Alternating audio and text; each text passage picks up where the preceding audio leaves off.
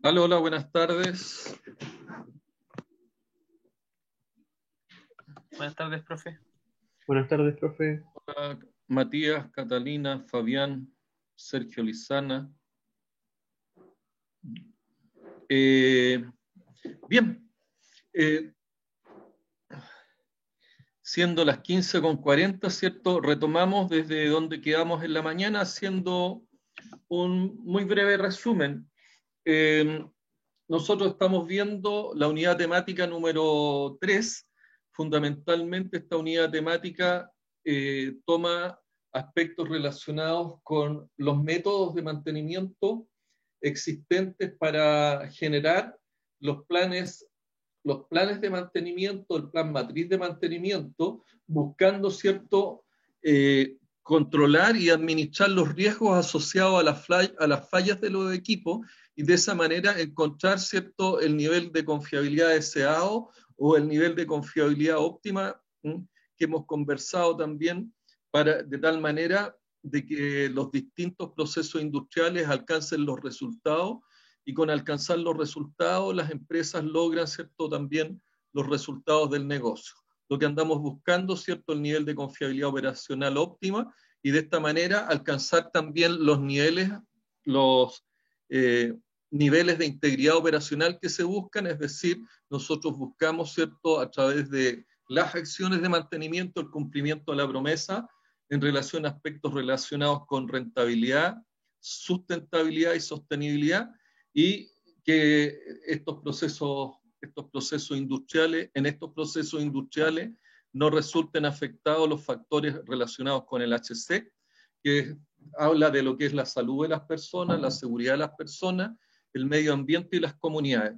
Y también lo hace compatible a través de estos conceptos relacionados con la integridad operacional, de que las empresas alcancen el nivel de competitividad, lo que se ve desde el punto de vista de lo que es calidad, de lo que es productividad y lo que es flexibilidad de las empresas. Entonces, nosotros, una de las cosas que hemos explicado, que hemos identificado, cuatro métodos que a nosotros nos permiten establecer las acciones y los controles que nos permiten llevar a lo que son los riesgos de equipo y los riesgos de la falla a un nivel que sea controlable, es decir, llevarlos a un nivel donde estas fallas o las fallas en los equipos no nos generen una condición de consecuencias de carácter catastrófico. Hemos establecido 4 métodos, uno de ellos y el que estamos viendo en estos momentos es el GRM.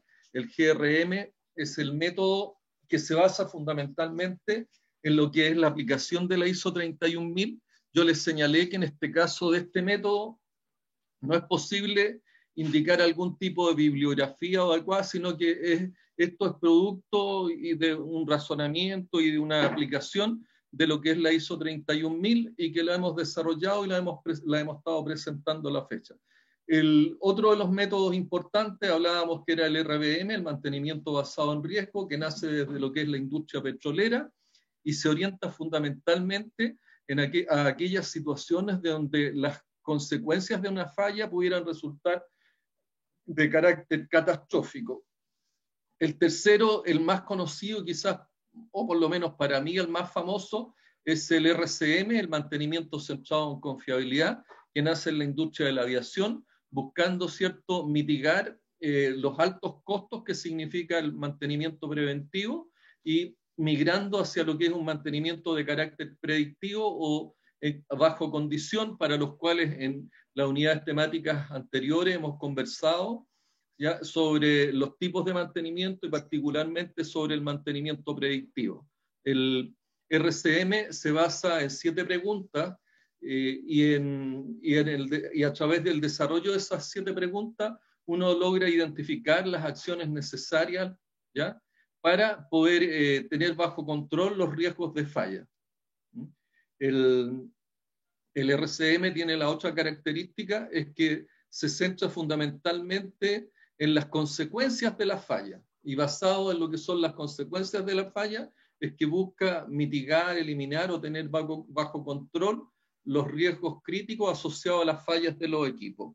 Y el cuarto es el mantenimiento productivo total, el TPM, que nace para lo que son las plantas industriales, tiene su origen en la Toyota y tiene la gracia de que desarrolla varios métodos y estrategias orientadas fundamentalmente a lo que son las eliminaciones de las grandes pérdidas que hubo.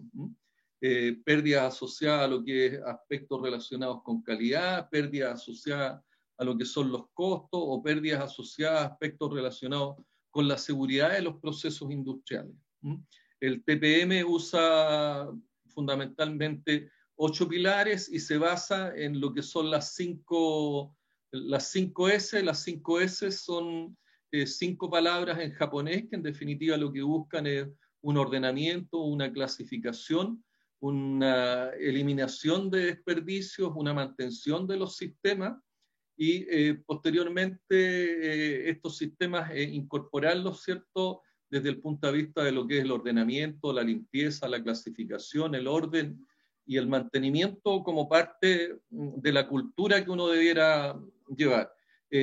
La aplicación de lo que es el TPM contempla herramientas como el Lean Production, aspectos relacionados como el Kaizen, una serie de herramientas orientadas fundamentalmente a lo que es el mejoramiento continuo. El Just in Time también es otro de las herramientas de las cuales hace uso el Lean Production y son parte y el TPM es parte también de esta metodología de lo que es el Lean Production, que son las producciones esbeltas. Señalar que el Lean Production es una de las principales herramientas que hoy día se ocupa en las distintas industrias en la búsqueda de lo que es el mejoramiento continuo y la disminución de pérdidas de manera permanente.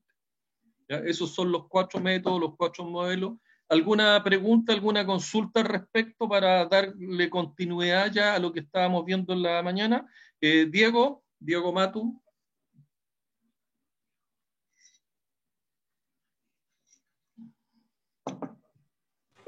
No, profe. ¿No quieren? ¿Usted ha estado analizando y estudiando el tema del RCM, Diego? ¿Qué es lo que ha descubierto ahí o ya se le olvidó ya? O sea, más o menos no, lo que hemos discutido en las últimas 2 clases. No, pero tú desde antes que me estuviste haciendo consultas con respecto al tema del mantenimiento y particularmente el RCM, ¿o no? Creo que no fui yo, profe. ¿No? No. Yo lo tenía considerado. Profe, había sido yo quien... Yo le había comentado no. que había leído comenzado Sí, a leer el texto de RCM. Sí. Tienes razón. Me genera una duda por el TPM, lo que estaba recién ¿Ya? mencionando. ¿Ya? Eso es un modelo que aplicó Toyota. Es como más o menos Son métodos. Es un métodos, eso, método son de métodos. mantenimiento. Ya, ¿este método es como más o menos nuevo, de la última década o aplicado así? No, el TPM debe venir, a ver, si el RCM viene de los 60, el TPM debe venir por ahí también, más o Ya. menos de esos mismos tiempos. Y al final, claro, son métodos que se ven novedosos porque su aplicación aún está presente, pero como les digo, el RCM hoy día es uno de los más utilizados, pero el RCM data de los años 60. Estamos hablando de cuántos, 60 años atrás, no es menor. ¿Mm?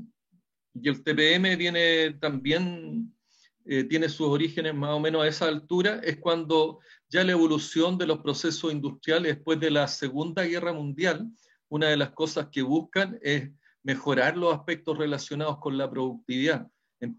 Aparece todos los aspectos relacionados con las mejoras desde el punto de vista del mantenimiento, el punto de vista de lo que es la planificación de las actividades industriales. Anterior a la Segunda Guerra Mundial, la realidad es que no había una gran dedicación a aspectos relacionados con los procesos industriales, el mantenimiento, la calidad estaba muy asociada a cuánto uno producía, ¿ya? Pero no se preocupaba el tema relacionado con lo que es gestión de calidad, con lo que es gestión de mantenimiento. O sea, hasta la altura de los años 50, si bien ya había aparecido todo lo que era los aspectos de la planificación y el mantenimiento de carácter preventivo, todavía estaban incipientes ciertas técnicas. Y es ahí que aparecen industrias como la industria de la aviación, que era una industria bien importante y que a esa altura una lo que andaba buscando es mayor confiabilidad y por otro lado lo otro que buscaba, ¿cierto? Era disminuir los costos debido a lo que era el mantenimiento preventivo. O sea, el mantenimiento preventivo, tienen que recordar de que nosotros, ¿qué es lo que hacemos? Hacemos un mantenimiento cíclico de reparación, es decir, nosotros sacamos el componente y lo sustituimos por otro de características similares, ya sea reparado o nuevo. Y también teníamos o tenemos todavía lo que es el mantenimiento preventivo de sustitución, donde yo saco el componente o el sistema y lo reemplazo por uno nuevo, no por uno reparado, es por uno nuevo. El ejemplo de eso es en los distintos tipos de filtros, en los automóviles o en los filtros en lo que son las maquinarias industriales, ¿ya? Existe actualmente algunas tendencias a lo que es la limpieza y recuperación de filtros, por lo tanto eso podría transformarse, en el caso particular de los filtros, en un mantenimiento cíclico de reparación también, más que de sustitución, ¿ya? Pero tanto el RCM como el TPM tienen sus orígenes en industrias de distintas categorías, de distintas características, ¿ya? Pero su origen más o menos está por ahí por los años 60, pues creo que un poquito más nuevo el TPM, y que sí lo que aparece, digamos, en un tiempo bastante posterior y es debido a los problemas existentes en lo que es la industria del petróleo, es todo lo relacionado con el mantenimiento basado en riesgo, ¿ya? ¿Por qué? Porque adicionalmente el mantenimiento basado en riesgo es un mantenimiento que requiere de mucha más historia, de mucho más información y de mucha más preparación en la gente. Entonces, cuando recién se toma en cuenta la importancia que tiene el mantenimiento para lo que es la estrategia y para alcanzar los resultados en las empresas, es que aparecen ya estos métodos un poco más sofisticados, como lo que es el RDM. ¿Ok? ¿Estamos claros hasta ahí? ¿Responde la consulta o no? Sí, profe, eso sí, me da como la impresión, no sé si me puede decir usted su opinión, de que como que ha tomado la necesidad de que pasen incidentes bastante graves para aplicar de forma masiva estos métodos de mantención. Como leyendo el Murray me queda como esa sensación de que debido a los grandes accidentes ha tomado como más terreno estos Bueno, los métodos. accidentes están asociados en parte a lo que son las pérdidas y una tarea permanente, tanto del mantenimiento como de los procesos industriales, en la búsqueda permanente de lo que son los incidentes operacionales, ya sea que afecten a las personas o a los mismos equipos, pero fundamentalmente orientado a lo que es la reducción de costos, ¿ya? Entonces, claro, uno busca metodologías que sean, que se puedan desarrollar y de manera sistemática, de manera trazable, de manera también sistémica, holística, y obedece fundamentalmente a la importancia que ha tomado el mantenimiento y particularmente lo relacionado con gestión de activos. ¿Ya? Yo les señalé durante la mañana que inclusive en algunas industrias y en su momento una de las divisiones importantes de Codelco, que era la división teniente, se centró en todo lo que es el desarrollo de su gestión global basada en lo que son los activos, considerando que parte de los activos de una empresa minera también es el mineral, ¿ya? Entonces la gestión de activos pasa a ser un aspecto fundamental y la gestión de activos también se centra mucho, aparte de lo que son los recursos naturales, en el caso de las actividades mineras, en lo que son los elevados costos que tienen los equipos industriales, sobre todo lo que son las faenas mineras. ¿Te queda más claro ahí, Felipe, o no? Sí, por supuesto. Ordenando las ideas, ordenando las ideas. Ok, Sergio, ¿alguna otra observación, Felipe? No, hasta el momento ninguna. Yo la única observación que puedo hacer es que busqué el TPM, recién investigué, y salía que se implementó el año 71. Claro, sí, más o menos en ese orden. En la división de circuitos de la Toyota. Sí. No en la parte de automóviles, sino que en la parte de una filial que tenían de desarrollador de circuitos. No, sí, nace por ahí. Bueno, las plantas Toyota, pero las plantas Toyota en lo que es la fabricación de automóviles, donde se centraba su principal actividad, y si bien el TPM nace en alguna filial en otras plantas, se incorporó de inmediato a todo lo que es la fabricación de los automóviles. Ahí es sí. donde tiene su gran aplicación. ¿Ya? Sí. ¿Alguna otra alcance, consulta, comentario? Marcos Cromer, que no lo vi en la mañana, Marco. Pero recién hablé, profe. Estaba hablando conmigo, de hecho. Ah, perdona, Marco. Ya. Sí. Pero en la también mañana no te vi. ¿Estás con tope de horario tú, Marco, ahí o no? No, de hecho hablé en la mañana. Hablé poco, pero hablé. Ah, Sí, okay. sí estuve. Bien. Si no hay más consultas o acotaciones, gracias, Marco, y disculpas. Procedemos, ¿cierto?, con la continuación. Estábamos hablando, no me acuerdo quién estaba haciendo la presentación de lo que era el modelo de gestión de riesgo. ¿Se acuerda quién está? Ya, pero bueno, lo que habíamos conversado era que lo primero importante era el establecimiento de contexto, y una de las herramientas, y uno hablaba del contexto operacional, pero por otro lado estábamos hablando de lo que es el contexto general de algún proceso en particular, ¿ya? Cada uno de ustedes, ¿cierto?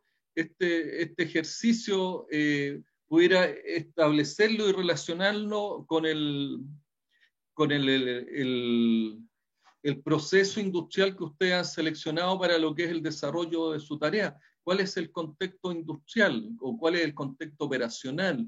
¿Ah? ¿Y cuál es el contexto global? Para efecto de lo que es el contexto operacional, particularmente, una de las recomendaciones, oye, utilicen lo que son las 6M.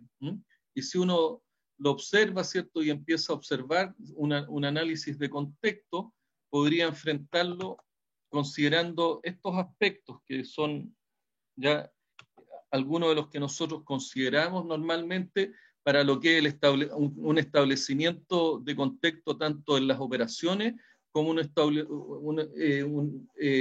establecimiento de contexto global.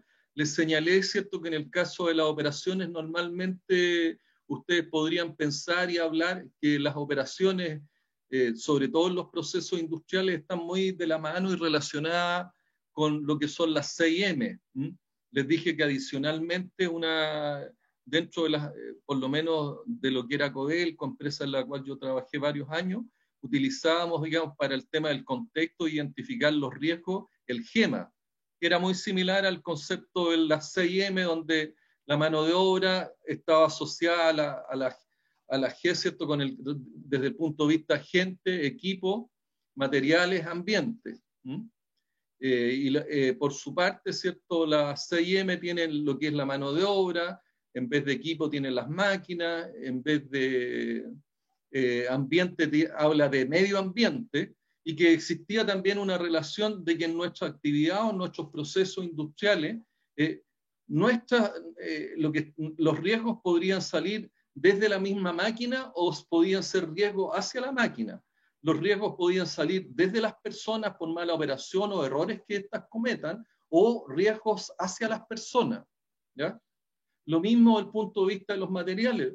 Los materiales pueden ser afectados por el medio ambiente, pueden ser los afectados, o los materiales pueden producir algún tipo de riesgo, ¿ya? Por lo tanto, son todos esos elementos que a nosotros nos permiten identificar contexto e identificar algunos elementos que pudieran significar un riesgo para la actividad que nosotros estemos desarrollando. Los riesgos, hemos dicho, sobre todo en el tema del mantenimiento, están asociados a los riesgos producto de las fallas de los distintos equipos. Por lo tanto, siempre es necesario, ¿cierto?, para proceder a hacer un análisis en relación al mantenimiento y a la gestión de activos, identificar primero cuál es la máquina más crítica, entendiendo que las máquinas más críticas son aquellas máquinas que pueden generar condiciones o consecuencias críticas respecto a aspectos económicos, respecto a temas relacionados con medio ambiente, respecto a aspectos relacionados con estratégicos que considera lo que es prestigio y aspectos de carácter legal. Y junto con eso, ¿cierto? Nosotros debemos poder identificar y darnos cuenta y tener, ya sea a través de lo que es el historial, o a través de lo que son las experiencias de las personas que hacen este tipo de análisis o evaluaciones, la experiencia de cuáles son los distintos modos de falla en esos equipos particularmente más críticos, y cuál es la criticidad de esos modos de falla, que también es posible evaluarlo y analizarlo a través de este análisis. Una, ¿cierto?, es lo que ustedes tienen en la tarea 2, donde están analizando lo que es la criticidad respecto a los equipos más críticos en la planta que ustedes seleccionaron, y posteriormente lo que corresponde hacer es un análisis de los distintos modos de falla que se establecen o que se generan en los equipos más críticos. De esa forma, ¿cierto?, haciendo los análisis funcional o todo el análisis FMECA, uno determina, ¿cierto?, cuáles son los equipos más críticos, cuáles son los modos de falla más críticos, y establece posteriormente los planes de mantenimiento y los planes de matriz de mantención, de tal manera de tener todos los riesgos críticos asociados al inventario que se construye bajo control, ¿ya? Entonces, dentro del establecer el contexto desde el punto de vista de lo que son las operaciones, ¿cierto?, uno establece el contexto, el punto de vista de qué proceso estamos hablando, de qué proyecto estamos hablando, y aparecen las variables de riesgo, ¿cierto?, como el ESVA, que está muy relacionado con los aspectos que tienen que ver con lo que son los proyectos, que fundamentalmente cómo a través de algunos riesgos podrían caer los riesgos relacionados con las perspectivas o las proyecciones que se han hecho en los respectivos proyectos debido a los riesgos que están expuestos.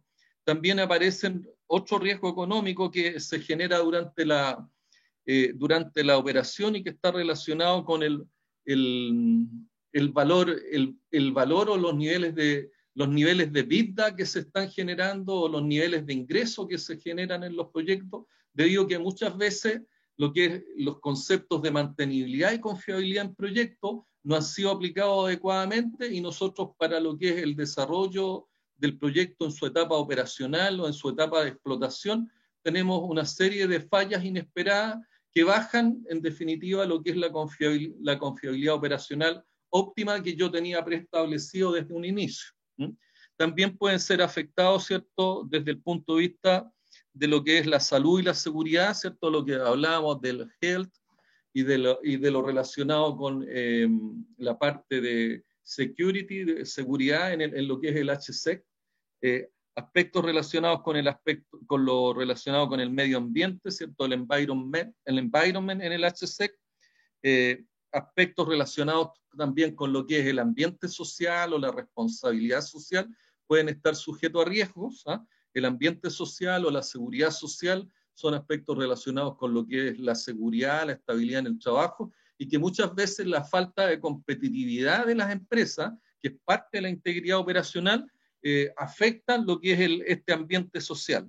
Desde el punto de vista de lo que es la reputación de la marca, los vimos, ¿cierto?, que pudieran verse afectadas muchas veces por accidentes, por accidentes que puedan tener consecuencias sobre la comunidad, o también en la parte de reputación, si la empresa, ¿cierto?, se ve afectada por algunos riesgos del mercado, riesgos de liquidez, también esto tiene un efecto sobre los niveles de producción, tienen efectos sobre lo que es la satisfacción de la demanda, y puede que desde el punto de vista de lo que es la reputación, las empresas también resulten afectadas.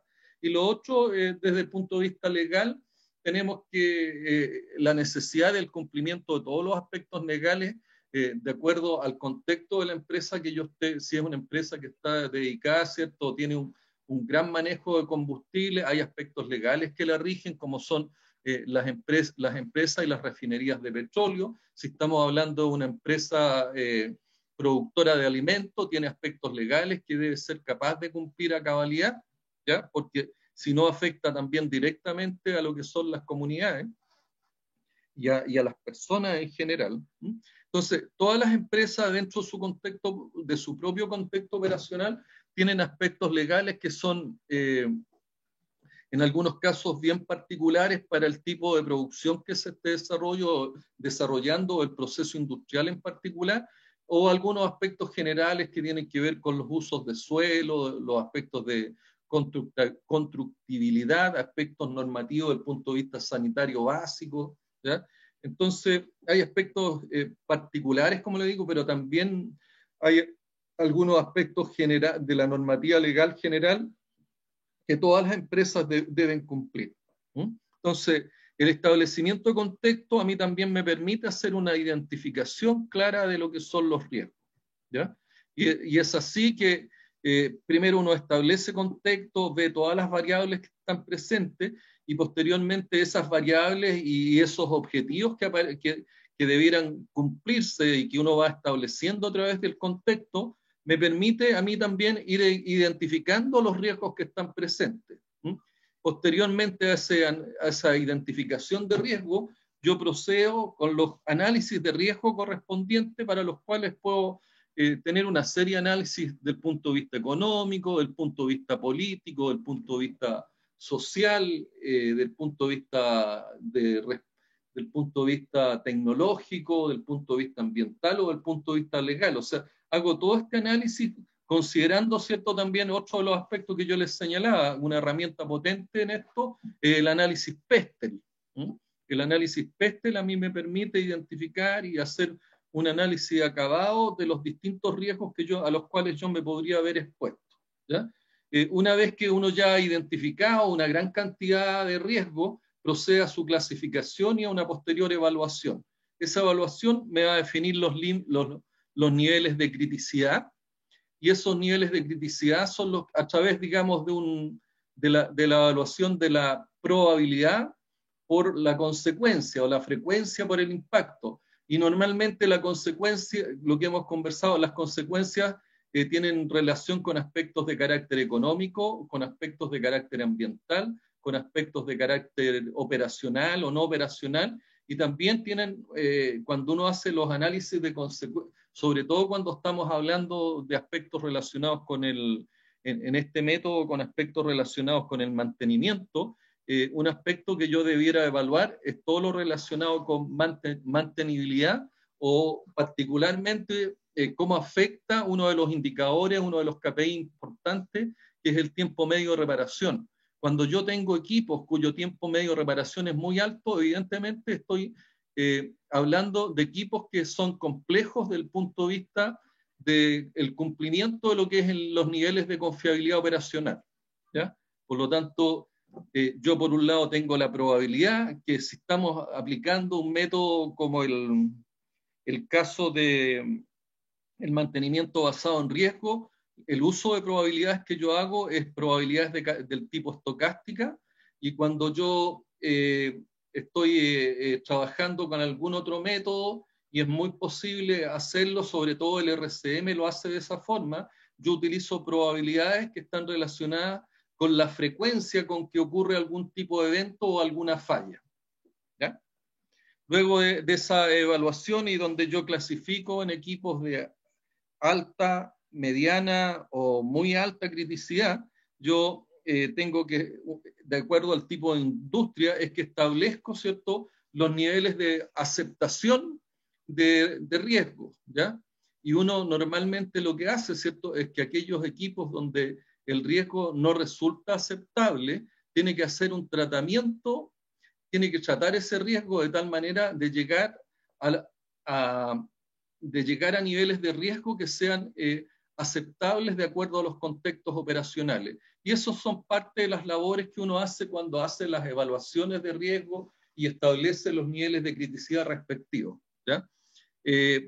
Aquellos equipos que resultan con altos niveles de riesgo, ¿ah? Uno necesariamente tiene que hacer el tratamiento de tal manera de alcanzar un nivel de control de ese riesgo, y en el caso particular del mantenimiento, el tratamiento de los riesgos se hace por la vía de identificar ciertas acciones, como en algunos casos de rediseño, si que nosotros no encontramos una actividad que sea del tipo proactiva y esa actividad afecte aspectos relacionados con las personas, aspectos relacionados con el medio ambiente o aspectos relacionados con la comunidad. Entonces, muchas veces parte de las acciones que yo debo desarrollar no es, si el plan de mantenimiento no es capaz de sostenerme o capaz de generar un sistema que pueda administrarme esos riesgos, yo tengo que necesariamente entrar a lo que es acciones de rediseño e inclusive muchas veces de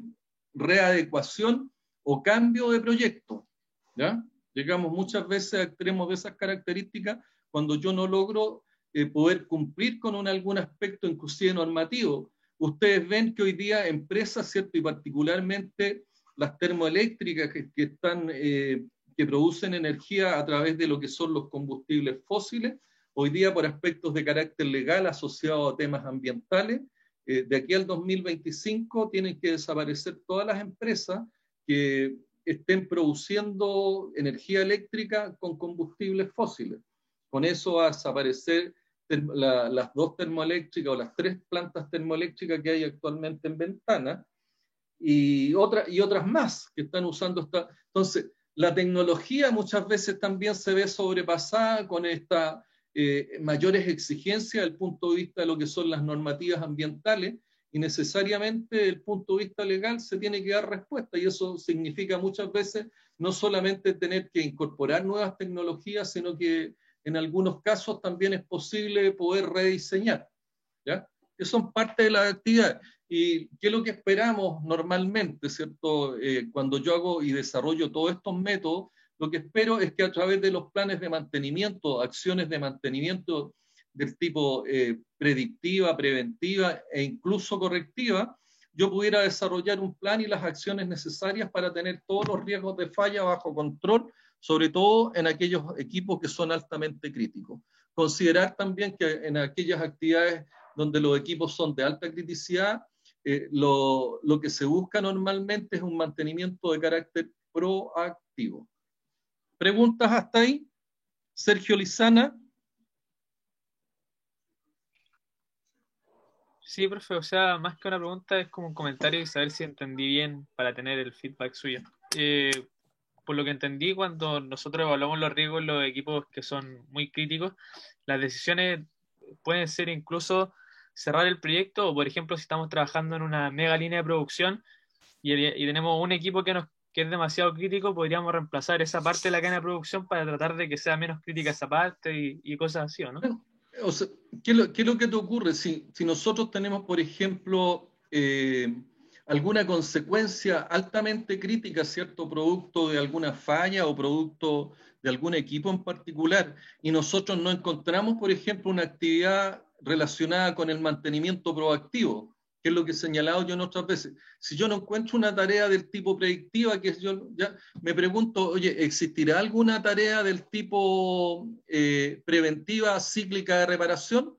Si no la encuentro, ¿qué es lo que hago? Me pregunto, oye, ¿podría ser una tarea cíclica de sustitución? Y si no la encuentro, me debo hacer la pregunta, oye, esta falla de este equipo, de esta maquinaria, ¿pudiera tener una consecuencia con respecto al medio ambiente, con respecto a las personas, con respecto a las comunidades? Y si la respuesta es sí, me tengo que preguntar, bueno, ¿qué puedo hacer? Uno podría decir, oye, yo rediseño, pero resulta que muchas veces en el caso, ¿qué rediseño podrías tú hacer en las plantas en las plantas a carbono, en las plantas que generan energía eléctrica con combustibles sólidos? ¿Es posible hacer un rediseño? Uno podría decir, claro, es posible, tengo que cambiar toda la tecnología, pero en ese caso pareciera que resulta mucho más económico, ¿cierto?, el dejar de usar estas plantas e instalar plantas nuevas con una tecnología distinta.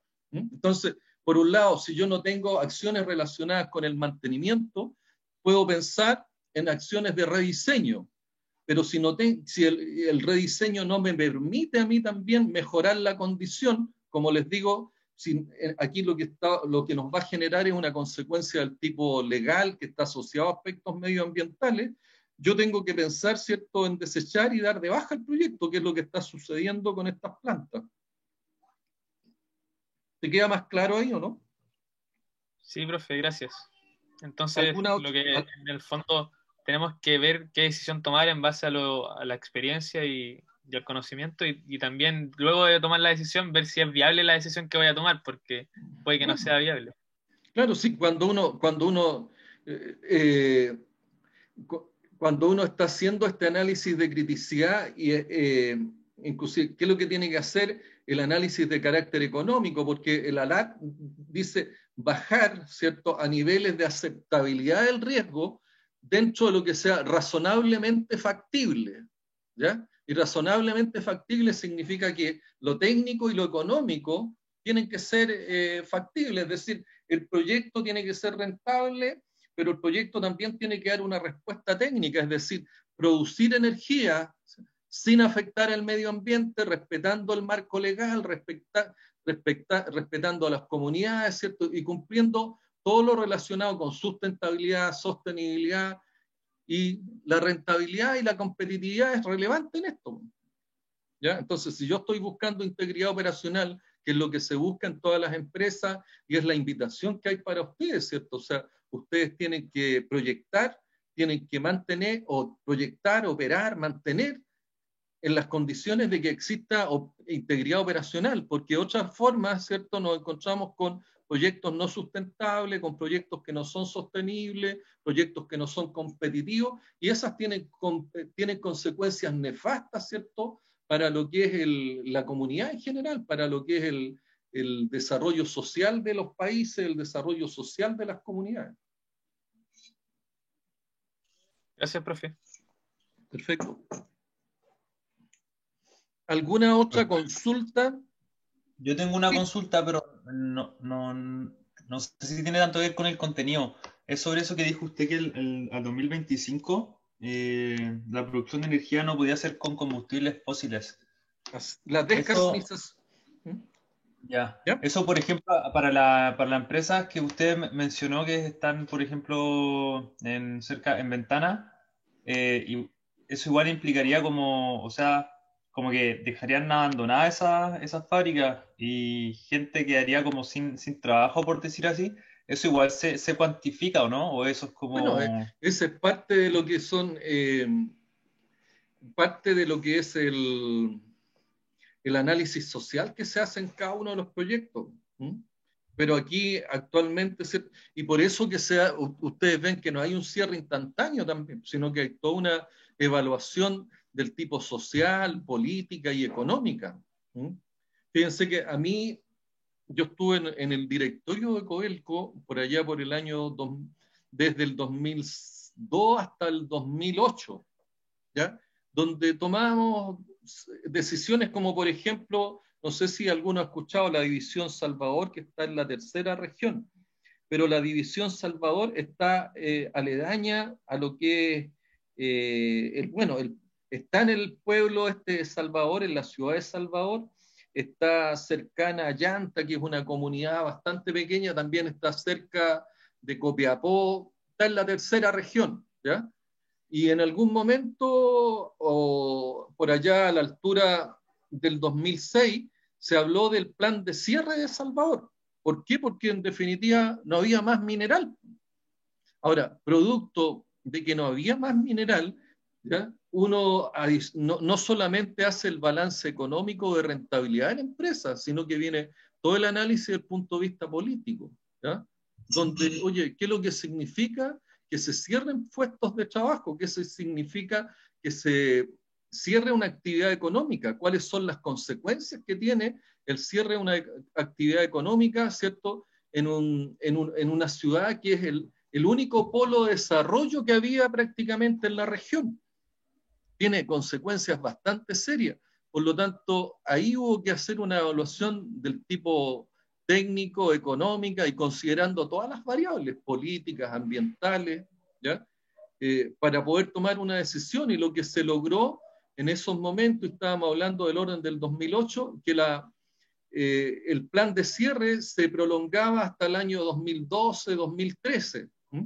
Pero posteriormente, y si ustedes hacen una revisión y ven y consultan Google, donde quieran, se van a encontrar que la División Salvador todavía está operando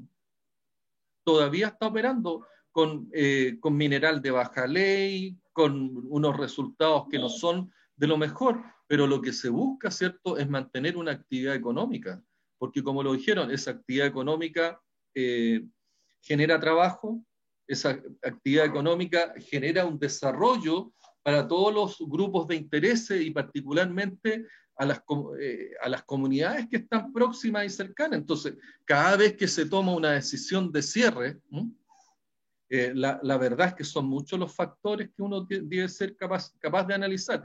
Por lo menos, y ténganlo presente, el PESTEL político, económico, social, tecnológico, medioambiental y legal es uno de los aspectos que uno debiera tirar arriba de la mesa.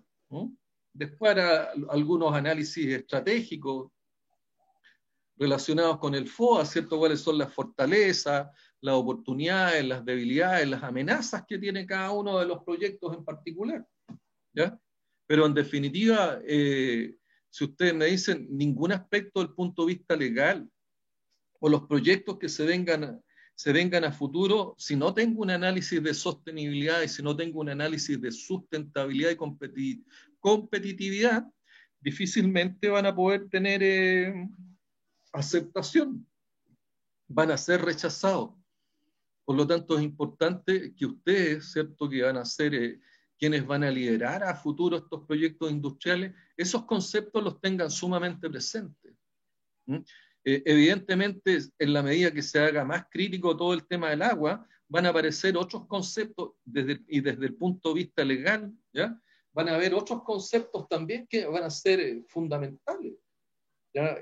¿Por qué? Porque el derecho al agua parte por las personas y quizás qué restricciones van a tener los proyectos industriales. Hoy día los proyectos industriales, algunos proyectos relacionados con la industria, la agricultura, ¿cierto? Todos los proyectos de la palta, hoy en día tienen mayores privilegios y hacen un uso, digamos, más privilegiado del recurso de agua, y una de las cosas que uno lo ve en Petorca, ¿no? Y lo que conversábamos, ¿cierto?, en la mañana cuando hacíamos la reflexión. Aquí no solamente está el impacto político por lo que está ocurriendo tanto a nivel país como por lo que está ocurriendo internacionalmente. Hay un aspecto básico desde el punto de vista de lo que es la legalidad que va a cambiar, pero abruptamente, si es que se da lugar a una nueva constitución. Y que esperamos, ¿cierto?, que eso sea en beneficio de todas las personas, o sea, que de alguna manera recoja, ¿cierto?, las necesidades, las inquietudes, y sea un lugar donde tengamos cabida a todas las personas. ¿Mm? Entonces, ese es un tema que va a significar cambios legales y cambios, digamos, en la forma como nos vamos a relacionar, cómo se va a construir una nueva sociedad que está marcado por la constitución de un país, por lo que es la Carta Magna. Y son aspectos que en algún momento vamos a tener que vamos a tener que analizar, vamos a tener que evaluar y vamos a tener que considerarlo en los distintos contextos. O sea, el marco legal va a tomar una preponderancia importante. Bastián, ¿alguna pregunta? No, profe. Con lo último que estaba hablando sí lo entendí. La metodología de la ISO 31000, ¿se te hace más clara cómo aplicarla? ¿Y O sea, cómo los se procesos sí, que de tanto repetirlo ya como que ya me está entrando, me está como memorizando prácticamente lo... Bueno, pero si eso es ese es el rol principal, se los tengo que repetir y repetir. Sí, eso es lo bueno porque antes se me olvidaba el tiro, tenía que estar revisando el cuaderno, pero ahora como que los procesos ya vienen como en orden y es como metodológico Entonces lo eso que es hay lo que que a mí hacer. me interesa, que O sea, metódico, perdón. usted sin que tenga que pensarlo mucho, oye, se enfrentan a un problema, apliquen la ISO 31000 y piensen, oye, analizo contexto, identifico cuáles son los riesgos, qué es lo que es un riesgo, cómo lo evalúo, ¿ya? Y eso, qué es lo que me permite hacer una vez que lo evalúo, ¿ya? Yo tengo que identificar y administrar acciones, y por eso que después aparecen los distintos planes que tienen las empresas. ¿Mm? Si los planes de acción orientados a alcanzar los resultados son de alguna manera muchos de ellos son para controlar los riesgos asociados a la producción de un producto o servicio. ¿Ya? Y es ahí donde aparecen los presupuestos. Entonces, si ustedes me dicen, si yo quiero administrar en base a riesgo, tengo que ser capaz de identificar todos los riesgos. ¿Cuánto dinero tengo que gastar para tener los riesgos bajo control? ¿Ya? Y el mantenimiento es lo mismo. ¿Mm? El mantenimiento es lo mismo, y es por eso que el GRM es un método de mantenimiento basado, ¿cierto?, en lo que es gestión de riesgo.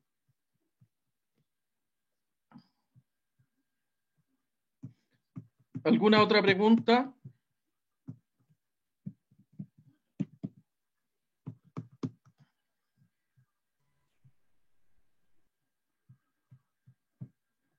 Estoy tratando de avanzar, no puedo avanzar con la slide. Ahí estamos. Entonces, ¿qué es lo que es la gestión de riesgo? Es un proceso, es sistemático, es lógico, desarrolla mejoras continuas, de alguna manera está muy relacionado también con el ciclo de Denning. Quiero señalarles que el modelo de mantenimiento que yo les he presentado en más de una oportunidad y que están aplicando a sus tareas, tiene su origen también en la ISO 31000. ¿Ya? Su origen es la ISO 31000. De ahí aparece el modelo de gestión de activos y mantenimiento. La mejora continua es parte, ¿cierto?, de las actividades que se desarrollan. Es holístico en el sentido que considera todos los aspectos económicos, todos los aspectos que hemos mencionado en el PESTEL. Desde ese punto de vista es holístico y es sistemático porque es trazable, tiene una lógica que se va repitiendo de manera permanentemente. Es sistémico en el sentido de que también considera todos los aspectos en el sistema productivo o en el conjunto de actividades que se desarrollan en un proceso industrial. Hemos hablado también de lo que es el establecimiento del contexto, ya que queda claro, la identificación de riesgos, lo que les señalaba, utilizando también, ¿cierto?, las 6M o utilizando algunas otras técnicas como son el brainstorming o algunas preguntas claves que pueden ser, ¿cierto?, qué puede suceder, qué es lo que ha sucedido, qué es lo que ha ocurrido con equipos similares o en plantas o procesos similares. cuál es la historia que hay detrás de todo esto. Entonces, herramientas útiles se muestran algunos cuestionarios que uno puede ir, listas de chequeo, inspecciones, flujos de proceso, porque en los flujos de proceso uno puede irse haciendo, oye, ¿cómo lo voy a hacer? ¿Por qué lo voy a hacer? Y dentro de las actividades que están implícitas ahí aparecen los riesgos. Entonces ahí uno tiene que ser capaz porque se fijan en este diagrama de proceso, en este diagrama de flujo, hay una serie de actividades que se desarrollan. Y esas actividades tienen riesgo, pueden ocurrir muchas cosas y lo importante es que uno haga esa identificación de riesgo, posteriormente una clasificación de esos riesgos y poder evaluarlos de tal manera de determinar cuál es la actividad o el proceso más crítico. Dentro de los análisis de riesgo, ¿cierto? Se recomienda, los análisis PESTEL, los análisis FODA, los 5 por qué, todo lo relacionado con el efecto dominó, lo que es el Ichikawa, que es el más famoso y el que más conocen ustedes, todo lo relacionado con causa-efecto, ¿cierto? Donde aparece un efecto o un defecto y uno analiza, oye, ¿qué es la causa más próxima? Pero esa causa más próxima también tiene su otra causa, y esa otra causa también tiene una causa siguiente, y esa otra causa siguiente también tiene otra causa, hasta que llego yo a lo que es la causa raíz, a la causa origen. Y esa causa origen es la que yo debo establecer. ¿Qué es lo que se representa con el dominó, cierto? Hay un efecto dominó en esto. Se gatilló algo y al gatillarse algo va a tener un efecto, ¿cierto?, que me va a causar algo, me va a causar un defecto, me va a causar una falla, me va a causar un accidente, me va a causar un incidente. Por lo tanto, lo que yo tengo que ser capaz de identificar, y por eso que inclusive dentro de lo que es el análisis de falla uno hace investigación. Lo mismo que ustedes van a escuchar y se van a ver enfrentados con lo que son los accidentes. Cada vez que hay un accidente, yo debiera hacer una investigación para determinar cuál es la causa raíz y de esta manera, ¿cierto?, desarrollar un plan de acción, que en el caso del mantenimiento son los planes de mantención. Los planes de mantención donde yo defino actividades que se hacen cada cierto tiempo, donde yo determino, ¿cierto?, un ciclo de mantención, donde determino recursos de mantenimiento y determino cuáles son las actividades que debiera desarrollar. Y ese plan de acción es el que me va a permitir mantener bajo control la causa raíz y por lo tanto yo voy a poder también administrar lo que son las fallas, los defectos o alguna pérdida relacionada. Dentro de lo que es el análisis de riesgo, ¿cierto?, uno de los más conocidos y famosos está el Ichikawa, donde se muestra el problema o lo que la causa, digamos, la causa que resulta a vista, la causa que uno puede observar, pero eso llega a lo que es una causa raíz o una causa básica. Y lo que buscamos siempre, ¿cierto?, es buscar la causa raíz o la causa básica, identificando muchas veces que el causante del problema puede haber sido el método puede haber sido causado por alguna otra cosa, por un desconocimiento de la gente, pero la causa también del problema puede haber sido los materiales, la mano de obra, la máquina, las medidas o el medio ambiente. Podrían existir. Estas 6 son las que estamos dando como ejemplo y para que vean cuáles son las que más aparecen, pero podrían haber una serie de otras causas políticas, causas del tipo tecnológica, causas de carácter social, porque uno podría decir, oye, el tema de lo que ocurrió en octubre acá, el estallido social o la revolución social que hubo en octubre, ese es el problema, pero ¿qué es la causa? La causa, ¿cierto? Todo un tema relacionado, o sea, parte con el tema de los jóvenes, ¿cierto?, que se rebelaron por ahí en el metro. Pero eso es la causa, eso es lo que yo voy a solucionar, que los jóvenes... No, pues eso está gatillado, ¿cierto?, por una serie de medidas del tipo económica, por una serie de condiciones sociales, falta de trabajo, de la no existencia de trabajos de calidad, del efecto relacionado con malas pensiones, y uno quedémonos en las malas pensiones. Oye, ¿qué es lo que causa las malas pensiones? Bajos salarios, que la gente, ¿cierto?, no tiene una continuidad del punto de vista de estar imponiendo. ¿Ah? ¿Y por qué son bajos salarios? Bueno, porque son trabajos de poca calidad. ¿Y por qué son trabajos de poca calidad? Bueno, porque la gente no tiene la preparación suficiente para poder hacer trabajos de mayor calidad que les signifiquen mejores remuneraciones y tener mayores ahorros para tener una buena pensión. Y todo eso uno podría seguir con los por qué y vamos a caer posteriormente en el tema de la educación. ¿Y por qué la mala educación? Bueno, porque no existe una educación de calidad de carácter público. ¿Por qué no existe una educación de carácter público? Y ahí vienen aspectos políticos, económicos, y en los que estamos enfrascados porque no hemos llegado a resolver la causa básica. ¿Ya?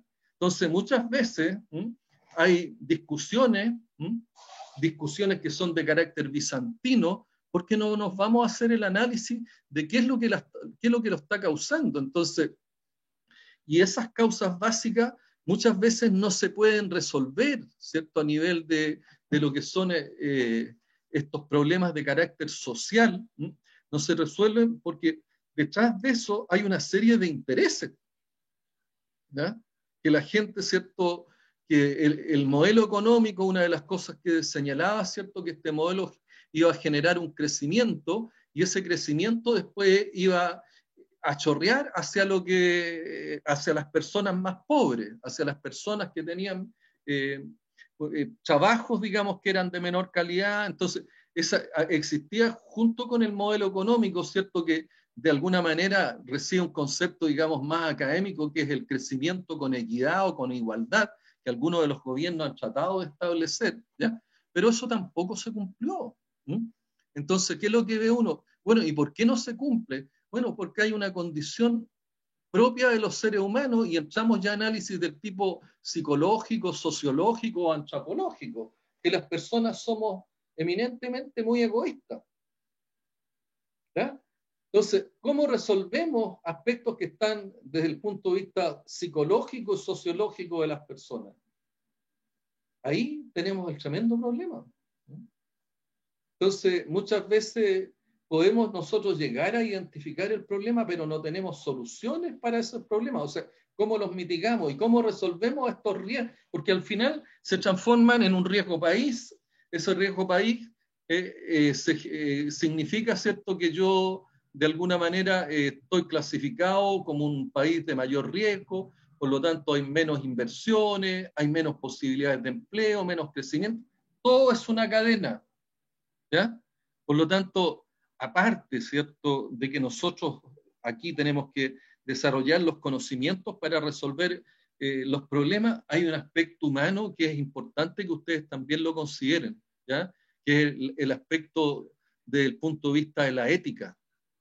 Cómo yo también tengo un comportamiento ético pensando, ¿cierto?, en que yo tengo que desarrollar mi trabajo y tengo que recibir por mi trabajo las justas recompensas. Y que no caigamos en estos problemas de fraude o comportamientos dolosos que en definitiva traen consecuencias que son muchas veces hasta dramáticas. Y ejemplos tenemos a nivel mundial y de la historia. Nosotros tenemos una revolución rusa, tenemos una revolución francesa, y así tantas revoluciones. Y aquí en Chile también hemos tenido más de alguna revolución en nuestra historia. Entonces, todos estos problemas que uno pudiera decir, oye, no, son temas propios, podríamos abordarlo desde el punto de vista netamente técnico, si uno los ve y lo analiza, también tienen sus resultados en lo que es el desarrollo de los pueblos, en lo que son el desarrollo de las distintas sociedades. Lo importante es que nosotros vamos identificando estas relaciones y frente a todo eso y a nuestro comportamiento profesional, nosotros también tengamos un comportamiento del tipo ético, porque eso es lo que va a darle sustentabilidad y sostenibilidad a la sociedad. De otra manera, los estallidos sociales, las revoluciones, nos llevan a algunas consecuencias que son totalmente inesperadas. Hubo muchas declaraciones después del 18 de octubre que donde señalábamos, es que yo no me esperaba que esto sucediera. Fíjese que este análisis que yo estoy haciendo con ustedes, llevo años haciéndolos con los otros cursos, y no sé por qué una persona, un técnico como yo, sí se había dado cuenta que esto se veía venir. ¿Mm? Entonces, ese tipo de cosas, dentro de lo que es nuestra profesión de ingeniero, también son parte de los elementos que nosotros tenemos que estar permanentemente considerando en lo que es el desarrollo de su trabajo. A lo mejor muchas veces, ¿cierto?, ocurre que dice, oye, yo aquí no estoy lejos de todo esto. La realidad es que cada una de las acciones que uno va haciendo van construyendo, cada ladrillo que yo voy instalando va construyendo una catedral. Y una de las cosas que, uno de los elementos de motivación que uno debiera tener siempre en el trabajo es que todos de una u otra forma estamos construyendo catedrales. ¿Y qué significa estar construyendo catedrales? Significa que nosotros estamos en definitiva construyendo sociedades más justas, países más justos, y estamos contribuyendo a través de un trabajo técnico como es el mantenimiento, el desarrollo de proyectos o la operación industrial de algún sistema. Estamos construyendo las sociedades del futuro. Estamos construyendo el país del futuro para la gente que se viene más adelante. Comentario, Felipe Kerrigan.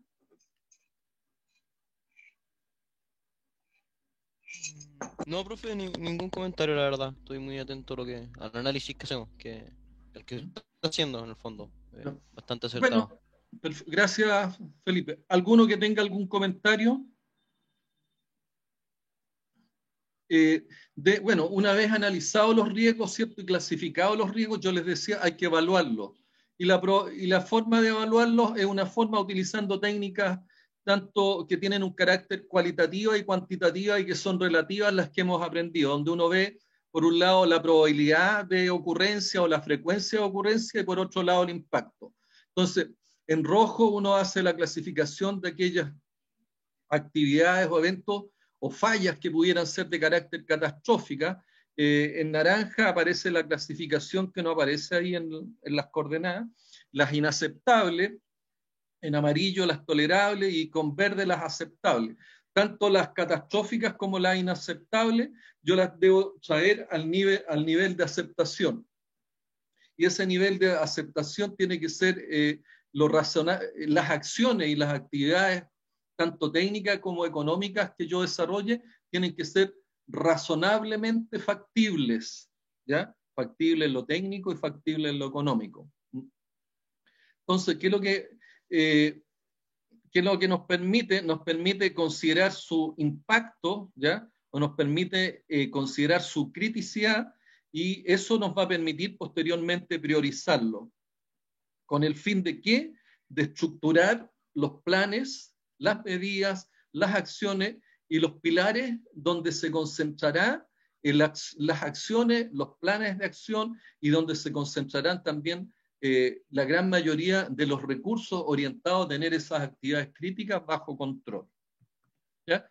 Algunos ejemplos de cómo pueden evaluar o algunos elementos que ustedes podrían considerar para hacer las evaluaciones las evaluaciones respectivas de riesgo son algunos modelitos que se presentan acá con algunas cuantificaciones. La que sea más adecuada para el proceso que están evaluando, ustedes tómenla, ¿ya? Donde existen conceptos para el efecto de las probabilidades como casi cierto, probable, posible, improbable, raro, y se dan algunos factores, ¿cierto?, factores donde el casi cierto le dan un valor o un factor 100, y al caso, ¿cierto?, al caso de que se trate de las consecuencias, ¿cierto?, cuando son consecuencias de carácter crítica y catastrófica, también le dan un valor 100. Y ustedes se fijan, las actividades de más alta criticidad, que es donde dice extremo, están relacionados con aquellas actividades donde la probabilidad es casi cierta y la criticidad y la gravedad o la consecuencia es altamente crítica. Lo que da los valores extremos bordean los números del 10.000, que es el 100%, el 3.000, que es el 100 por 30, que son valores que se han dado prácticamente de una manera arbitraria, pero que sí acomodan al proceso que se está evaluando. ¿Ya? Para evaluar también los riesgos, aquí tenemos aspectos relacionados con los tipos de consecuencias, donde hay consecuencias del tipo económica, salud y seguridad, ambiente natural, ambiente social, reputación, legal. Vamos a nombrar solamente una desde el punto de vista legal, ¿cierto?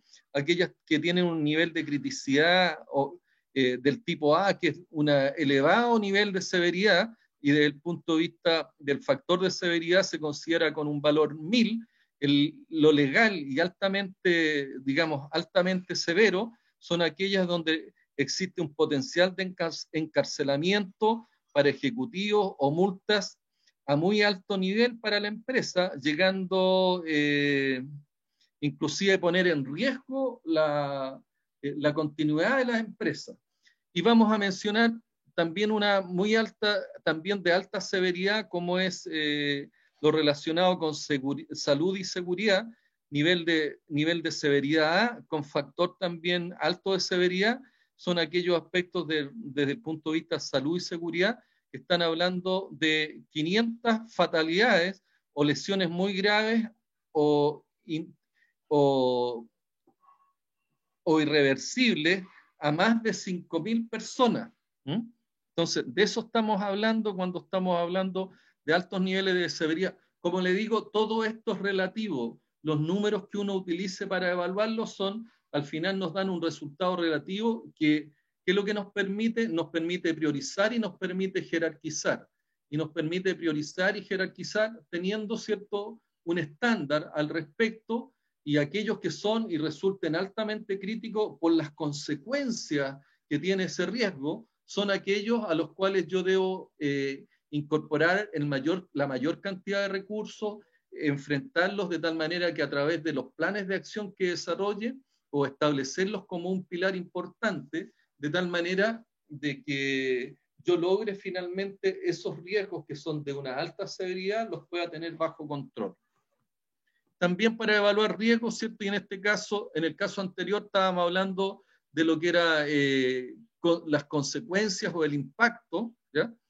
Nosotros para evaluar los riesgos también conversamos del tema de las probabilidades, y dentro de las probabilidades uno podría darse valores, y este cuadro creo que lo vimos ayer en el resumen. Un valor 1 está asociado a algo que es prácticamente imposible y que se da del orden del 10 a la menos 4 casos al año, ¿ya? Y así sucesivamente. El valor 2 es altamente improbable y una condición que se da del orden del día a la menos 3 casos al año, para llegar, ¿cierto?, a algo de carácter más frecuente, donde el valor 6 me está indicando que existen del orden de 10 casos en el año. Y al ser frecuente, ¿cierto?, se transforma también en algo crítico y que uno debiera estar considerando. Otra forma también de evaluar de las probabilidades, se usa el concepto de siempre, muy probable, probable, poco probable, raro. Se le dan los valores nivel 5, nivel 4, nivel 3, nivel 2. La descripción del evento, ¿cierto?, y la frecuencia también son antecedentes que se entregan. Y el que está más abajo está relacionado también con la probabilidad, que es casi seguro que ocurre, ¿cierto?, o ocurre con frecuencia, con un factor 10, probable, fácilmente podría ocurrir con un factor 3, para llegar, ¿cierto?, a que raramente va a ocurrir, concebible para solamente en circunstancias extremas, y tiene un factor de criticidad del orden del 0,1. Ese factor de probabilidades con el factor relacionado con los aspectos de criticidad que uno seleccione, a mí me van a dar el valor esperado de la pérdida y me van a dar el nivel de criticidad que tiene el sistema, ¿ya? Entonces, hecha la evaluación de riesgo, yo aquellos, ¿cierto?, que normalmente aparecen como intolerables y de color rojo, tienen un nivel de riesgo tal que requiere de acciones significativas, ¿ya? Como les decía, muchas veces no basta con un plan de mantenimiento, sino que nosotros tenemos que hacer algún rediseño, y si el rediseño tampoco sirve y las consecuencias de una falla a un equipo crítico son intolerables, yo necesariamente tengo que entrar. Si no me resistió no fue capaz del mantenimiento llevarlo a una condición más aceptable, si el rediseño no me lo permitió, yo tengo que entrar a pensar en un cambio de proyecto, un cambio de tecnología o medidas ya más radicales.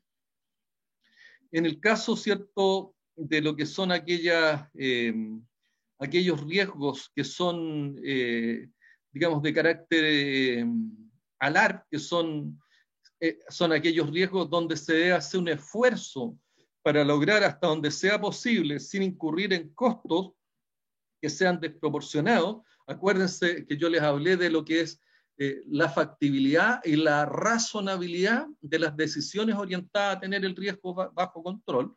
Entonces, sean costos que sean desproporcionados respecto al beneficio obtenido o las reducciones adicionales a lo que es el riesgo. Es decir, yo tengo que desarrollar acciones que sean razonablemente factibles de tal manera de lograr llevar al nivel ALARP. ¿Qué es lo que significa ALARP? Es as low as reasonable y practicable. Tan bajo como sea razonablemente factible, ¿ya? Y en aquellos casos, ¿cierto?, donde el nivel de riesgo sea un nivel de riesgo tan bajo que no requiere de acciones para reducirlo aún más, pero que sea monitoreado en terreno usando los sistemas de gestión. Acuérdense que cuando hablamos, ¿cierto?, hablamos del diagrama de la ISO 31000, teníamos nosotros análisis de contexto, identificación de contexto, identificación de los riesgos, análisis de riesgo, evaluación de los riesgos, aceptabilidad o no aceptabilidad. Nosotros también teníamos al final lo que era el tratamiento de los riesgos a través de los planes de mantenimiento en el caso de mantención, pero por otro lado, de manera lateral, teníamos por lo que eran acciones de monitoreo y por otro lado teníamos acciones de comunicación. O sea, yo tengo que esos riesgos que son tolerables y en los cuales no hay que hacer nada, yo tengo que estarlos monitoreando y evaluando de manera permanente, de tal manera que no se vayan a salir de control, ¿ya? Y por otro lado, ¿cierto?, para completar, digamos, esta acción de gestión de riesgo, nosotros tenemos que estar comunicando las acciones. Existe dentro de lo que es la legalidad el derecho a saber, y dentro de ese derecho a saber es muy importante que los trabajadores conozcan cuáles son los riesgos a que están expuestos, y al mismo tiempo cuáles son las medidas y cuáles son las acciones preventivas que se deben tomar a efecto de que no se vaya a ocasionar la pérdida o no vaya a tener lugar un evento que vaya a hacer que se pierda el control y genere consecuencias sobre las personas o las consecuencias que ya hemos conversado. ¿Preguntas hasta ahí?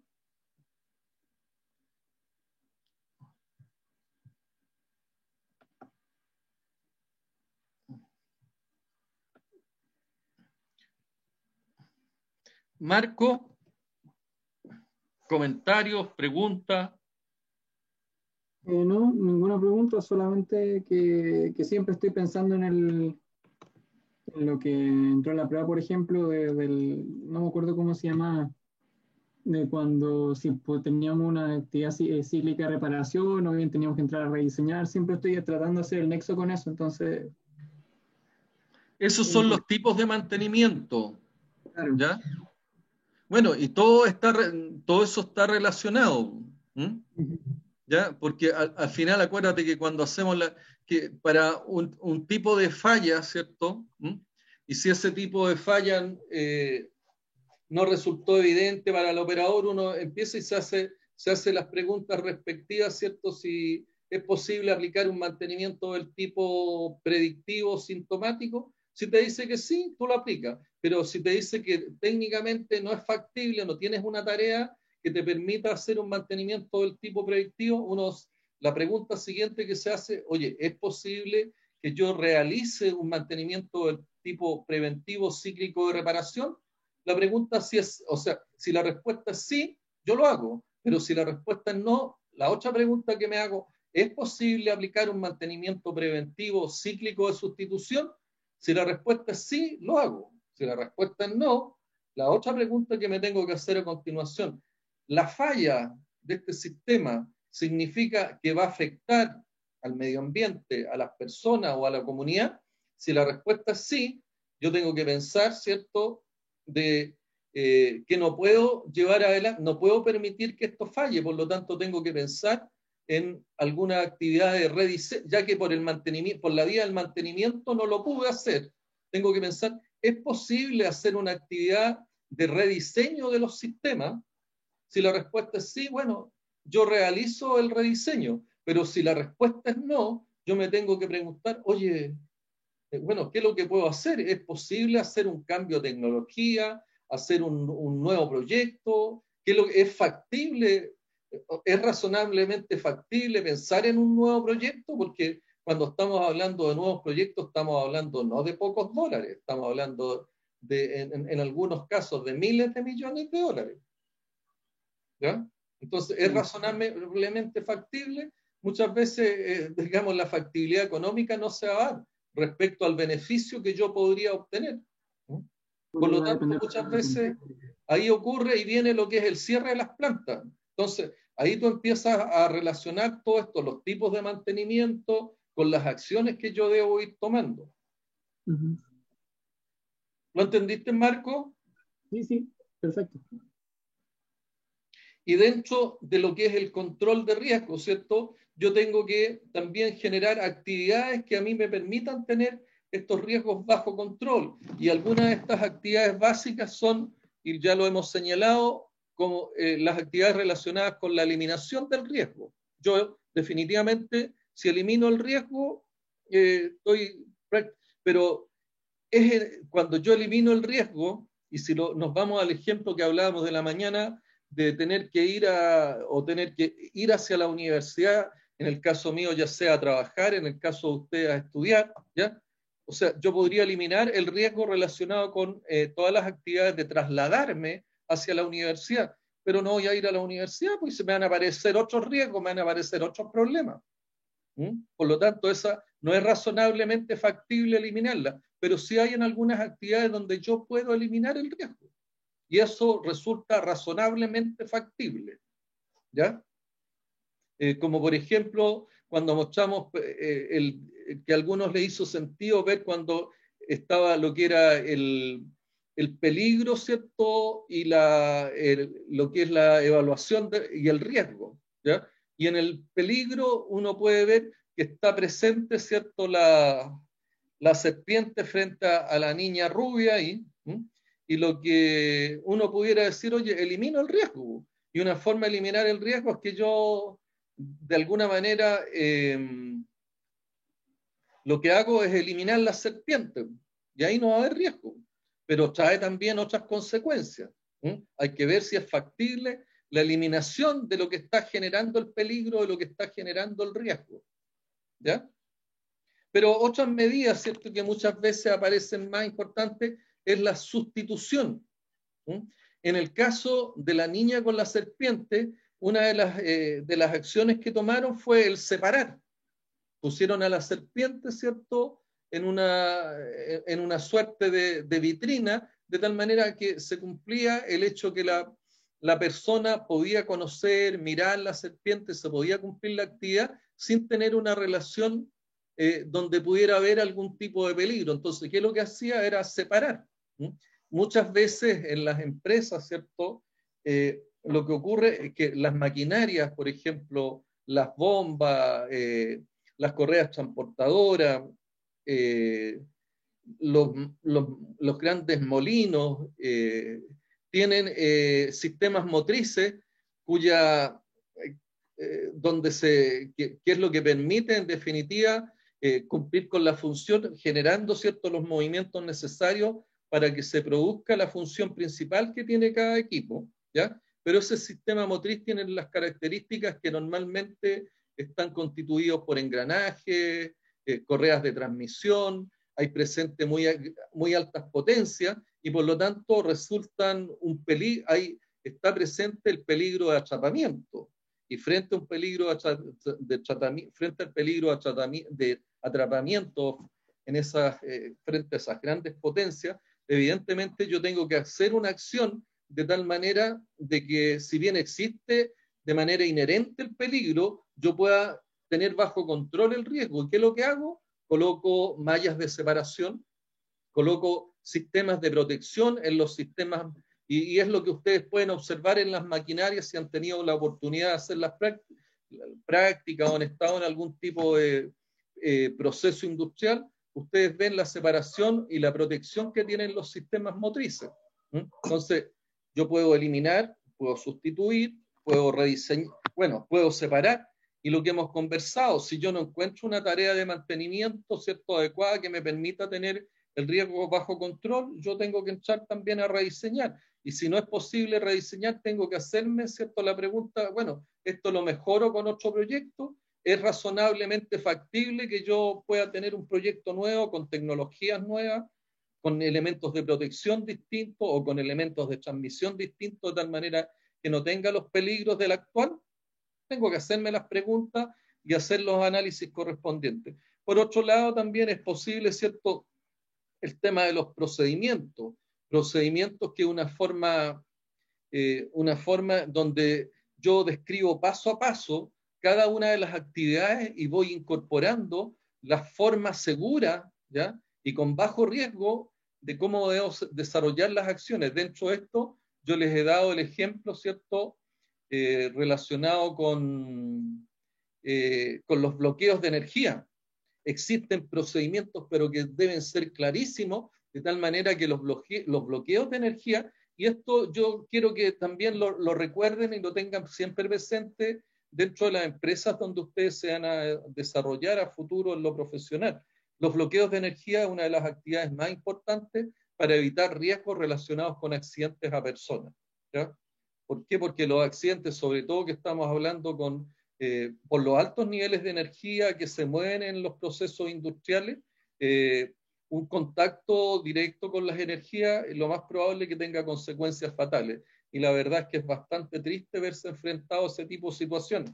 Por lo tanto, estos riesgos que yo pueda mejorar por la vía administrativa a través de lo que son procedimientos, protocolos y otras herramientas administrativas, es bien importante también que lo tengan en cuenta. Los equipos de protección personal también cumplen un rol sumamente importante. El uso correcto, apropiado de elementos de protección personal, y de tal manera, ¿cierto?, de que si bien yo no puedo eliminar un riesgo relacionado a lo mejor con sonido, con la caída de algún elemento desde una altura en que potencialmente pudiera hacerle daño a las personas, el uso de casco, el uso de elementos de trompas para lo que es la respiración, para de esa manera precavernos de algún elemento polutivo como son polvos de sílice o algunos gases tóxicos, es sumamente importante también que lo consideremos como una forma, ¿cierto?, de tener bajo control los riesgos. Existe también una regla mnemotécnica que no sé si la he mencionado acá, pero si no lo he hecho, lo menciono ahora, que son las 4T. ¿Alguien ha escuchado hablar de las 4T? Felipe Kerrigan. No, profe, no me suena. Yo sí, No me suena. ¿Alguien la ha escuchado, no? sí. Dígame una. Tratar, la administración de riesgo. El tratamiento de los riesgos sí es una de las formas que yo puedo tenerlo bajo control, y el tratamiento de riesgo está muy asociado a estas normas de carácter administrativo que señalamos. Otra más. Tolerar. Tolerar. El tolerar el riesgo significa que muchas veces, ¿cierto?, no es el nivel de riesgo es tan bajo que yo está dentro de un marco tolerable, por lo tanto no desarrollo acciones. ¿Qué otra forma? La transferencia, transferir. Transferir, lo seguro. Transferir el riesgo. Y el que está aquí presente también en la primera fila es eliminar. Y cuando yo hablo de las 4T, en vez de eliminar, hablo de terminar. Entonces, tratar, tolerar, transferir, terminar. Eso para que lo tengan presente como una forma de regla mnemotécnica de cómo yo puedo generar acciones que me permitan tener los riesgos bajo control.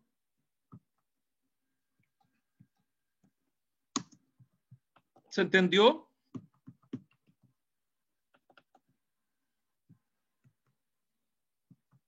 Bueno, Y desde el punto de vista de monitoreo y control, son las acciones de monitoreo, y aquí describen, digamos, más o menos cuáles son algunas de las acciones que se pueden tomar al respecto. ¿Ya? Consultas.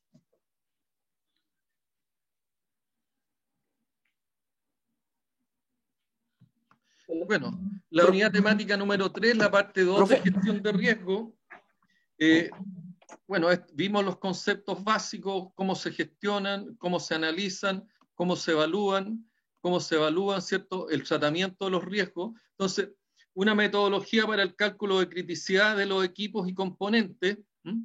¿Cuál es el objetivo? Establecer un método que sirva de instrumento de ayuda en la determinación de la jerarquía de los sistemas, equipos y componentes de un proceso de producción compleja.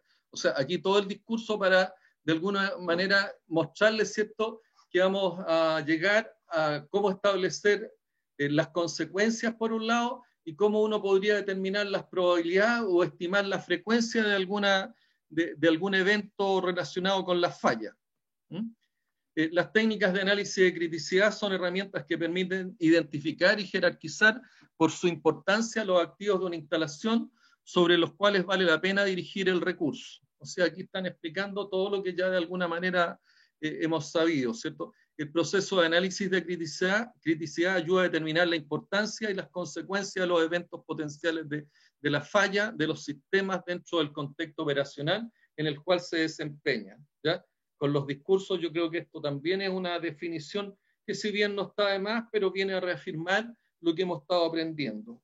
La definición de criticidad puede tener diferentes interpretaciones dependiendo del objetivo que se está tratando de jerarquizar. Aquí, a lo mejor, hacer una mención: esta metodología está basada en modelos desarrollados por The Woodhouse Partnership Limitada. ¿Se recuerdan que yo les dije que el RCM, el mantenimiento centrado en confiabilidad, tenía dos licencias, o habían dos grandes empresas? Una era Mowbray, a la cual hizo referencia recién Felipe Kerrigan, pero la otra gran referencia es Woodhouse Partnership. Woodhouse es una empresa, inglesa, especialista en todo lo que es confiabilidad operacional, gestión de activos y RCM. Y es, como dice ahí, una organización líder internacional para asesoría, soporte y entrenamiento en gestión de activos.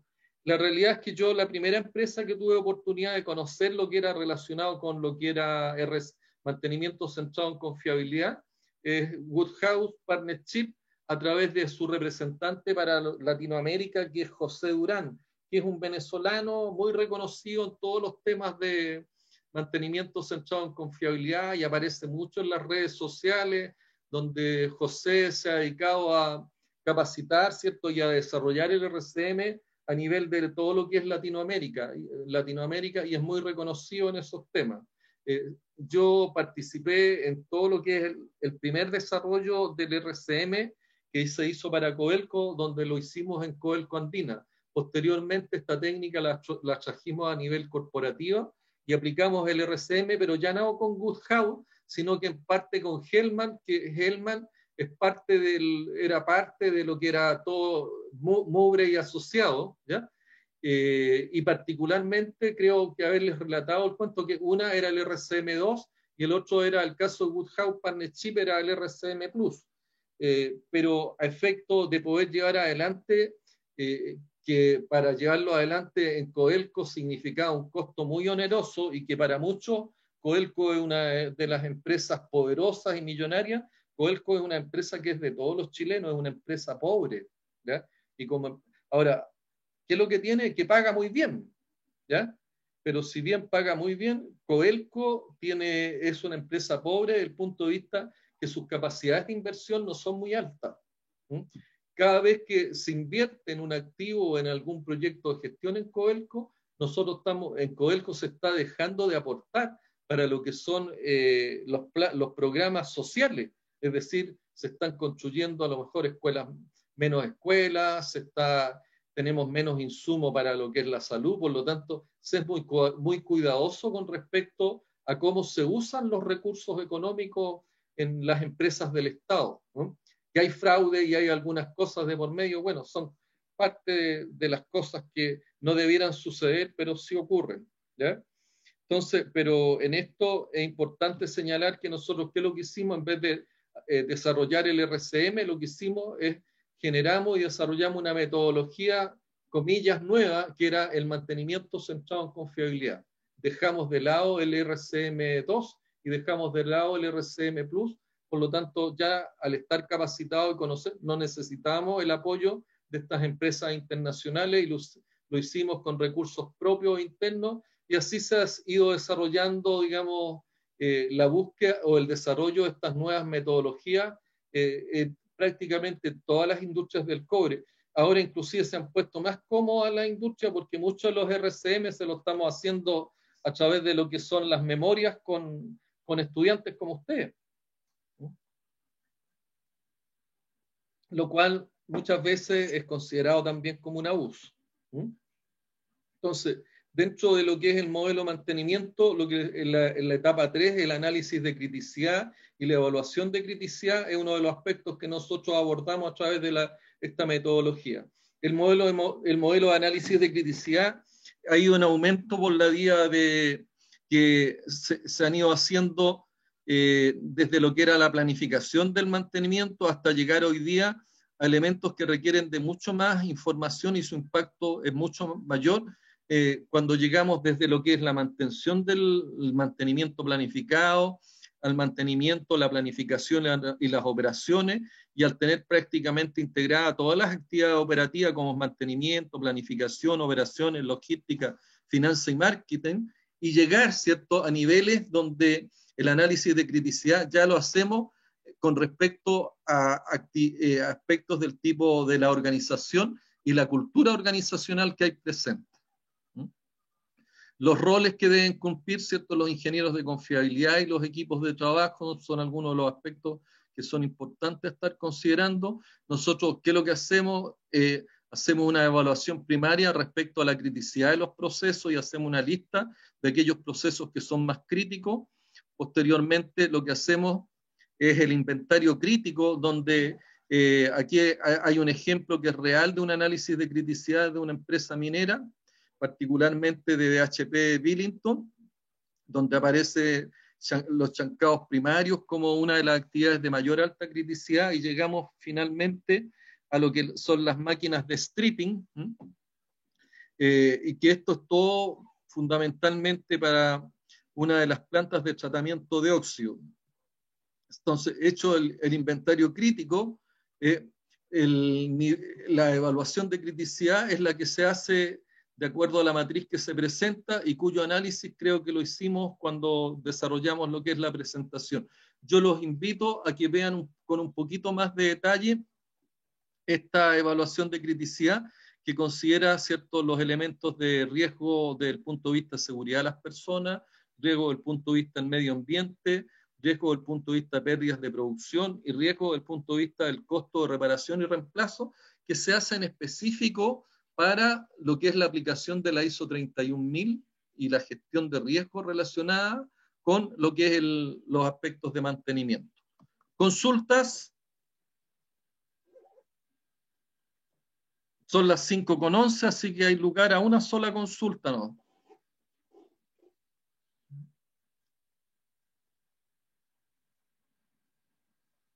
¿No hay consulta? Bien. Procedo a despedirme. Espero que tengan una fructífera semana en lo que les queda. Pórtense bien y a seguir cuidándose, jóvenes. Mire que todavía estamos en pandemia. Nos vemos. Hasta luego, profe. Vamos. Cuídense. Chao, chao. Que estén muy bien. Chao, profe, gracias. Chao, que estén muy bien. Profe. Dígame. Se me olvidó preguntarle. Tengo una duda sobre la tarea. ¿Ya? Que nosotros como grupo, por ejemplo, por lo menos yo, o sea, en mi grupo estamos trabajando sobre Arauco, celulosa Arauco, la parte de los paneles. Y me entró una duda porque no sé si la tarea consta sobre analizar las principales fallas de las maquinarias que ocupan y sobre esas fallas hacer un análisis de criticidad. Primero es un análisis de los procesos o las máquinas críticas. Claro, sí, es que me mandaron un Excel, entonces revisando por todos los lados del Excel, encontré una parte donde están ya las maquinarias críticas, ¿Ya? que son como 8. ¿Ya? Entonces, no sé si centrarme ya a decir, ellos ya en teoría dijeron que estas son las críticas, entonces no sé si centrarme en Sí, eso pero y a solamente ver, analizarlo. déjame hacerte una sugerencia. Una es el criterio que ellos tienen, ¿cierto? Para lo que es decirte, estas son las maquinarias críticas, pero ¿quién te dice a ti que está correctamente hecha la selección? Claro, sí, porque no encontré ningún, no Entonces, sé cuál fue no, pues por bajo eso que qué yo los quiero invitar a que ustedes hagan la evaluación. nosotros hagamos el análisis. Ya, Claro, ustedes hacen el análisis y la evaluación, análisis funcional, el análisis FS, ¿cierto? Todos esos son insumos, ¿ah? Que lo hicieron en la primera tarea y que a ustedes les van a servir para poder hacer el análisis y determinar cuál es la máquina más crítica. ya. Sí, porque ¿Ya? también dentro de ese Excel hay una sección que donde añaden todas las fallas que tuvo durante el mes y están todas las maquinarias y todas las fallas. Entonces, no sé si ahí meterme a analizar y ver cuál Claro, fue el pero fallo más recurrente. es que ahí, claro, pero eso ya es en la etapa, en las etapas siguientes, cuando La parte nosotros, siguiente, claro, ver lo de claro, los fallos. son los modos de falla y los puntos débiles, ¿cierto? Sí. Donde tú vas a determinar el modo de falla más crítico y Mm. evidentemente en la máquina más crítica y en el modo de falla más crítico es donde tú tienes que focalizarte. Porque Ya, si no, esa es la que entonces, te va a llevar, la que te va a llevar a que no vas a alcanzar los resultados. claro, entonces ¿Ya? ahí tengo que solo centrarme cuando haga la parte 2 solo centrarme en una máquina, no en todas las que son como O consideradas, sea, no, no todas las que uno en el consideramos. análisis empieza a hacer las discriminaciones, pero muchas veces tienes más de una máquina crítica. Sí, pues, sí, pues. Para Entonces, efecto del ejercicio, por último, determina y hace una evaluación y determina como criterio, ¿cierto? Por efecto académico, que tú tienes una sola máquina crítica, ya, ya, y ¿ya? sobre esa hago el Y análisis sobre de la esa segunda haces parte. el análisis después de lo, ¿ya? Pero Ya, hacer claramente, porque si tú tienes más de una máquina crítica en un proceso industrial real, ¿qué es lo que tienes que hacer? No voy a hacer arreglarlas una todas. nomás, Claro, tienes no, que tengo que hacer hacerlas todo. todas, po. ¿Mm? Ya, sí. ¿Ya? Entonces ahí vemos si es que encontramos que son más de alguna crítica, la hacemos por último, en todas las que encontramos críticas hacemos aparte. Porque igual está Esa es toda la una info ahí, pues, decisión que pueden hacer ustedes, pero yo les doy la libertad que por último la apliquen la hacemos. metodología y lo hagan en la más crítica de todas. ¿Ya? Ya, profe. Muchas ¿Mm? gracias. ¿Ok? Chao, que esté bien, nos vemos. Igual.